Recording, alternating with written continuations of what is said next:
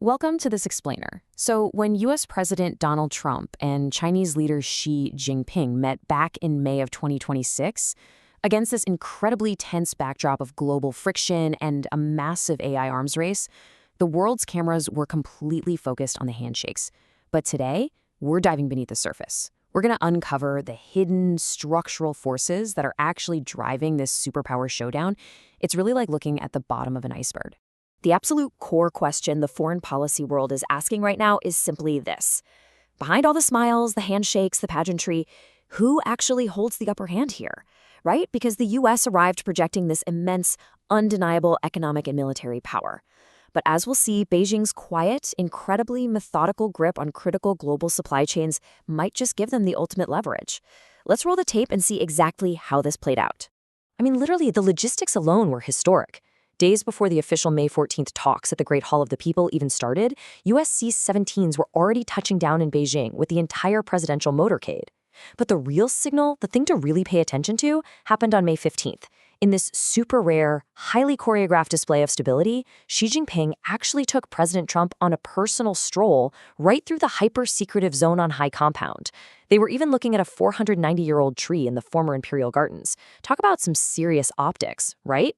But here's the kicker. The president didn't just bring his political cabinet along for the ride. He brought a literal heavyweight corporate entourage. We're talking the CEOs of Apple, Tesla, BlackRock, Boeing.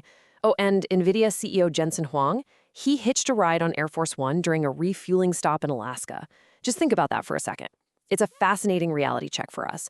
While the political rhetoric between these two nations is running incredibly hot, America's biggest, most powerful corporations are deeply, deeply intertwined with China. And honestly, they desperately want economic stability.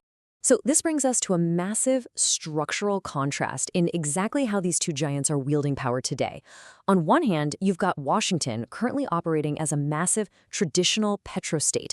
They're projecting power through huge exports of liquefied natural gas and oil. But China's building an electrostate. They are completely dominating the production of things like solar panels, electric vehicles, and those permanent magnets that literally make all that green tech function. Basically, the U.S. is trading in fuels that burn away, while China is systematically exporting the physical infrastructure of the future. It's a huge difference. And here is where it gets really intense, because that electrostate strategy, it directly translates into hard military power. Look, the U.S. has been rapidly burning through advanced weapons in places like the Middle East and Ukraine. But here's the massive catch. To replenish those high-tech, precision-guided missiles, the U.S. defense industry desperately needs rare earth elements. And where are those processed? Almost entirely inside China's critical minerals ecosystem. So it looks like just a green tech advantage on the surface is actually a profound systemic choke point for the entire U.S. military. Now, let's pivot to the ultimate technological wildcard, artificial intelligence. Right now, foreign policy strategists estimate that the U.S. holds roughly an 8-month lead over China in advanced AI. Now, I know what you're thinking. 8 months. That sounds like a rounding error. But in a field where the absolute most powerful models are literally doubling in capability every 4 months, an 8-month lead is a massive structural chasm. And you better believe Beijing is absolutely determined to close it. So how do you stretch that 8-month lead into a secure 18 to 24 months? Well, strategists at the CFR are pushing a very specific 2-step approach. Step 1. Establish a narrow, highly focused dialogue with Beijing strictly on AI safety, just to prevent, a global catastrophe. But step 2, simultaneously apply maximum pressure by severely tightening export controls on those advanced AI chips. But here's the extreme irony of the whole situation.